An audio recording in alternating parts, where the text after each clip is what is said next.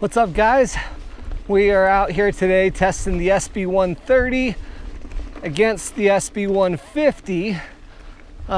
Two brand new bikes, completely revamped for Yeti's lineup, 29er lineup.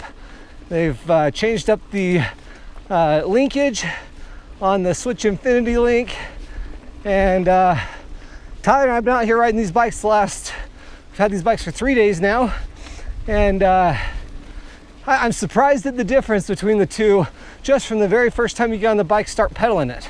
I thought they'd feel a little bit more similar, but the 130 definitely feels more like the trail bike. What did you say, Tyler? Yeah, for sure.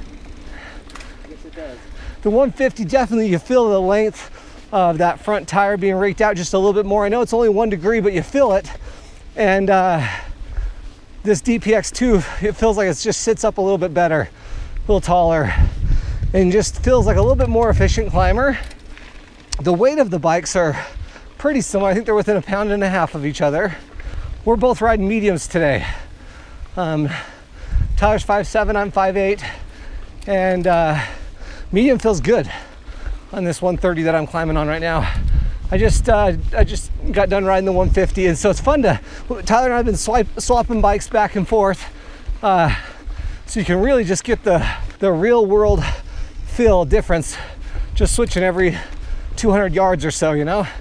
When we get up here a little bit, we'll get to some more steeper technical climbing. It's just difficult to talk on those sections, but it doesn't feel like it doesn't climb technically well. It does. It climbs really well.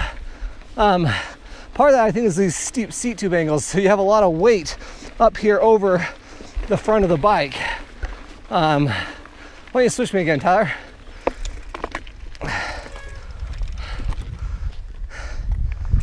Yeah, I mean, I just think they both climb pretty well. I mean, the 130 definitely climbs better. Yeah, so I guess the takeaway between the two bikes is that 130 definitely feels like the better long day, all day riding bike. You know, it climbs really well. For reference, I own and ride an SB100, and where the 130 is not as much the rocket ship as the 100 is, you know, that thing's just an incredible climber. It climbs really, really efficiently. You feel how snappy the bike is underneath you. 150, it's probably what you'd expect.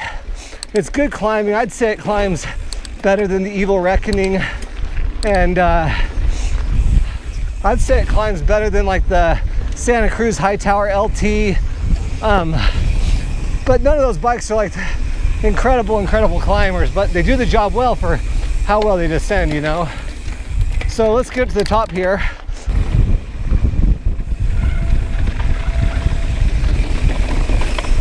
Oh man, this bike steals corners just really well.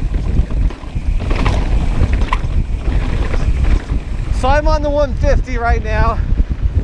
Tyler's up there on the 130.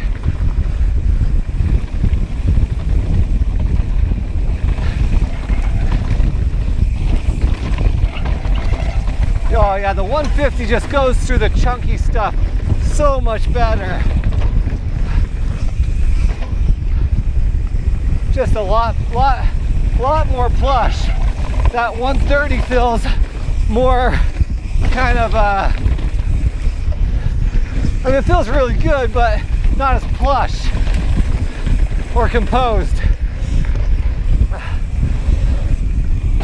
The 130 kind of feels a little bit more stiff feeling too, actually. Nice.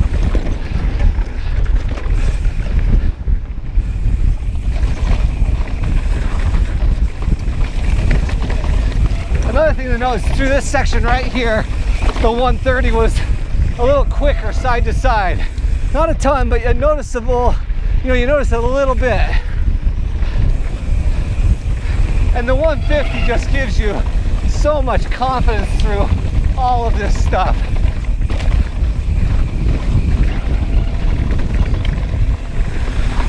Oh yeah, that's amazing. You also notice that grip 2 fork feels better than that Fit 4 fork.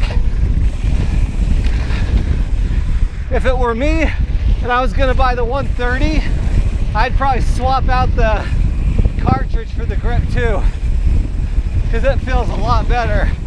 Nice.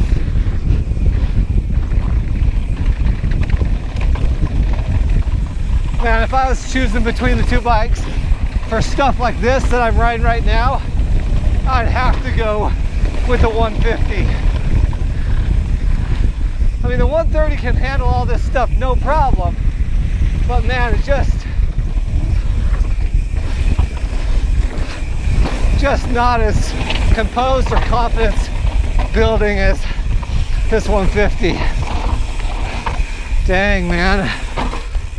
That was awesome, man. Better? Oh yeah. Good. Definitely better. For sure. We sped up the fork on the 150 3 clicks faster. And man, that felt good. How'd the 130 feel? Good. It's still super fast. Yeah. But it definitely does not soak up the bumps like the 150 does. I feel like it skips along the top of everything really good though.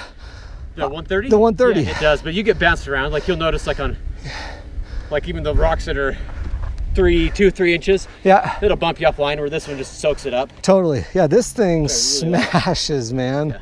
Oh this my comes out of corners gosh. faster. Yeah. For sure, which I like, but that's not a slouch coming out of corners either. Like, no, it it's comes out not. of corners just fine.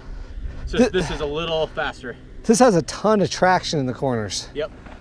Hey guys, we just got back from our ride on the SB150 and the SB130. We had the bikes for a couple days. Tyler actually ended up buying the 150. Yep. Maybe tell the viewers why you went with the 150, because you almost bought the 130. Yeah, I did. Yeah. After riding the 130 and the 150, I'm really glad I went with the 150. And that's because I feel like I'm pushing my boundaries a little bit further than I would with the 130. The 130 feels more like a trail bike. This feels like a bike that I can just smash over anything, and I really like that. So for me, I'm riding a little harder. I'm still pushing myself. I try to hit big jumps. I do big compressions.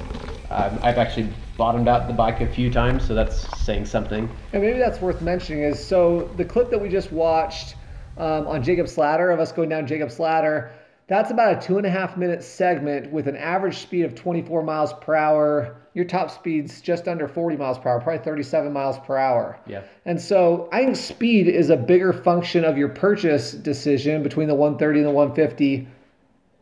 Speed and terrain, but ultimately you could ride that terrain on a SB100, SB130, or an SB150. It kind of comes down to a function of speed and how hard you're pushing the bike. Yeah.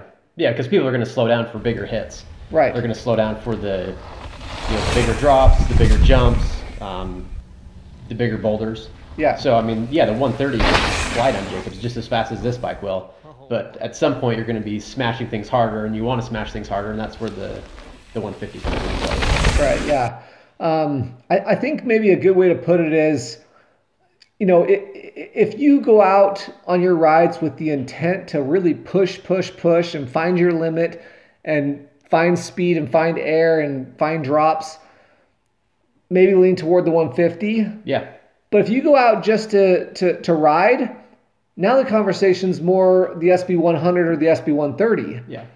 The 130 I thought was noticeably better climbing than the 150 though. It is. You can feel that it's shorter. You can feel that it's a faster.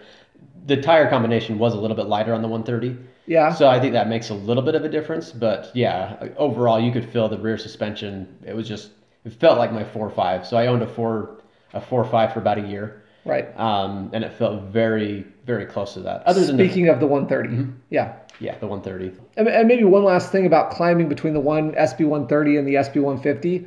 I think the shock, the DPX2, maybe responds a little bit better in the open position to pedal input compared to the X2. Does your X2 have a lockout on it? It's not a full lockout. It's like a trail mode. Yeah, it's a trail mode. Okay, yeah. And it's noticeable. Like I've been playing around with it for the past couple of weeks, and it is noticeable. Yeah, but steep climbing, the 150 still climbs well in the steep, like the really steeper sections where a lot of long travel bikes maybe don't respond quite as well. Yeah.